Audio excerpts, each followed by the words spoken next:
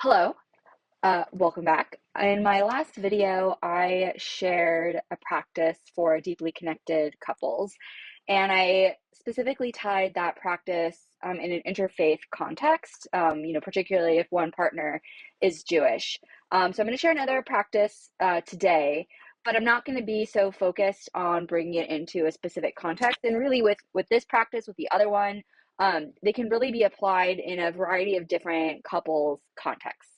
So the habit that I'm going to share today is about getting curious before getting critical. And the idea behind that is that often when something bothers us, our first instinct is to criticize or judge in various ways. But when we do that with our partners or in our relationships, that can really create distance.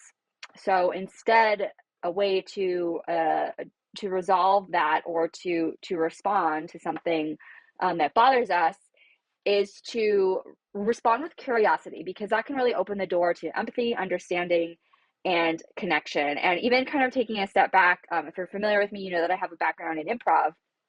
And in the context of improv, we treat everything as a gift.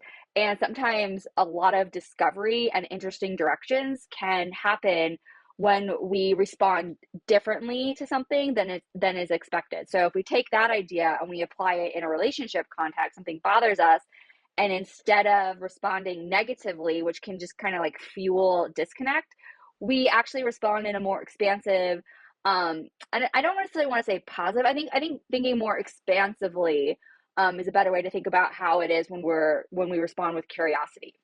And so to do that, we can also start to think about reframing conflict in general with our partners as an opportunity to learn more about each other rather than a chance for us to be right, to kind of serve our ego's needs of being right. And I also want to kind of even take another little step back and say that this really applies. I'm applying this, and I work more with couples who are working from a more preventative angle rather than when there's a lot of really serious distress and discord in the relationship.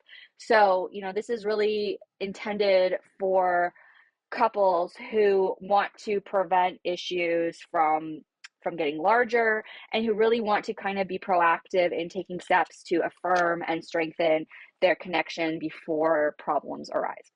Okay. So when we can step into a curious place, it can help us understand our partner's perspective. It reduces blame and really invites a spirit of collaboration. And it can really serve to transform small irritations into moments of insight and ultimately closeness. So, okay, that's interesting, but how do we actually do that? So, I want to share an activity that you can try um, if you want to kind of play around with this idea. And I call this the curious character.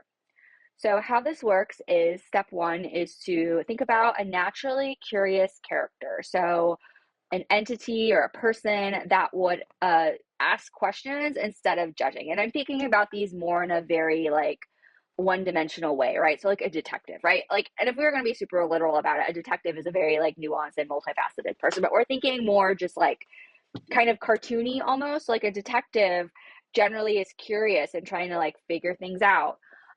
Or an alien exploring Earth, and they might be just really curious about why people do what they do.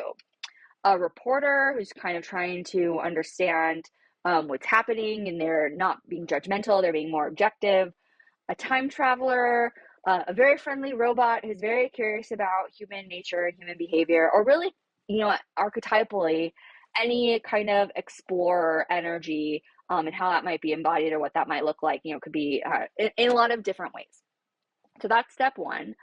Step two is to step into that character in your imagination. So thinking about how they view the world, how they might move through it, or even how they might relate to just the objects around you that are in your space. So, how they react or respond or interact with a phone if they've never seen one, for example. So just kind of thinking about that character's worldview or perspective. And then the next step would be to apply it to a situation with your partner where you might imagine that, whether this is like an actual situation that happened, where they've done something that typically will like really irritate you. and thinking about how your curious character, what they would ask or what they might observe to try to better understand the situation without judgment.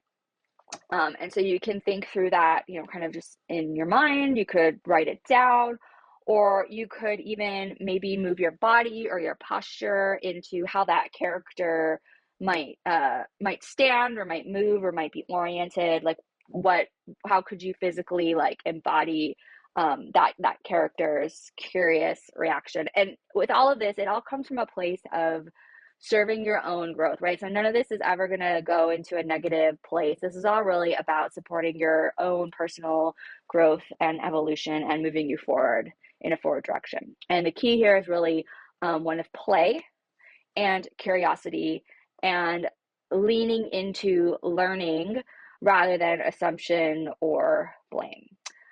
So that's habit number 2 of strengthening of strong couples. So that idea of stepping into first being curious instead of automatically reacting with criticism, and that can really be a powerful step towards transforming how couples navigate tension and conflict.